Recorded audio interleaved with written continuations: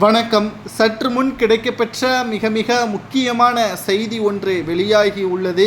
டூஜி வழக்கில் இருந்து தப்பித்து விட்டோம், இனியும் நம்மை யாராலும் சிக்க வைக்க முடியாது.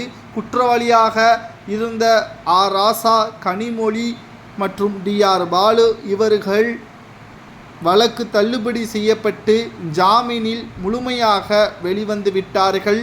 கடைசி நேரத்தில் மாற்றம் நடந்தது என்ன என்று நாம் அனைவருக்கும் நன்றாகவே தெரியும். அதாவது முக்கிய சாட்சியாக இருந்த சாதிக் பாஷா அவர்களது தற்கொலை ஒட்டுமொத்த வழக்கையும் திருப்பி போட்டுவிட்டது. ஆதாரங்கள் இல்லாத காரணத்தினால் இவர்கள் சுதந்திர பறவையாக சுற்றித் திரிந்து கொண்டு தற்பொழுது மீண்டும் தேர்தலில் போட்டியிட்டு மக்களவையின் உறுப்பினராக இருக்கிறார்கள். இங்கு இவர்களது தலையில் விழுந்த மிக பெரிய ஒரு இடியாகத்தான் சாதிக் பாஷா அவர்களது மனைவி கொடுத்த வாக்குமூலம்.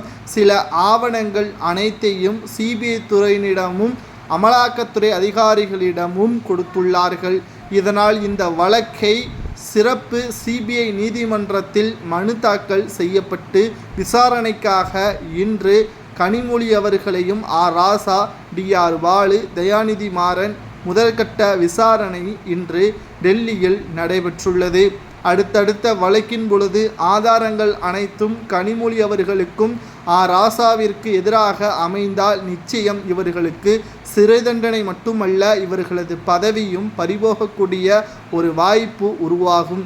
இதனால் தமிழகத்தில் பெரும் பாதுகாப்பாக இவர்கள் சுற்றித்திருந்த இத்தனை ஆண்டுகளாக நாங்கள் யோக்கியர்கள் என்று சொல்லிக்கொண்டிருந்த கனிமொழி ராசா அவர்கள் இந்த வழக்கு முடியும் பொழுது சாட்சிகள் அனைத்தும் இவர்களுக்கு எதிராக இருக்கும் பட்சத்தில் தேச துரோக செயலை செய்ததாகவும், டூஜி வழக்கு என்பது இந்தியாவின் பொருளாதார வளர்ச்சிக்கு தடையாக இவர்கள் டெண்டர் கொடுத்தது மிகப்பெரிய அளவிலான குற்றமாக பார்க்கப்பட்டது. இந்த ஒரு பிரச்சனை தற்பொழுது மீண்டும் பூகம்பமாக வெடித்திருப்பதால் மத்தியில் பாஜகவிற்கு நெருக்கமாக திமுக செயல்பட தொடங்கிவிட்டது.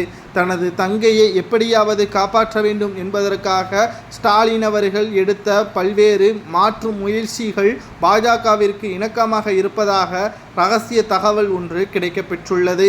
டூஜி வழக்கு மோசடி இந்தியா பொருளாதார வளர்ச்சிக்கு பெரிய தடையாக இருந்த கனிமொழி, ராசா, பாலு மற்றும் தயாநிதி மாறன் இவர்களுக்கு அதிகபட்ச தண்டனை என்ன வழங்கலாம், இந்த வழக்கை கூடிய விரைவில் முடிக்க வேண்டும் என்று சிறப்பு நீதிமன்றம் தெரிவித்துள்ளது. இவர்களுக்கு என்ன தண்டனை கொடுக்கலாம் என்பதை உங்களது கருத்துக்களை கமெண்ட் வாயிலாக கூறுங்கள்.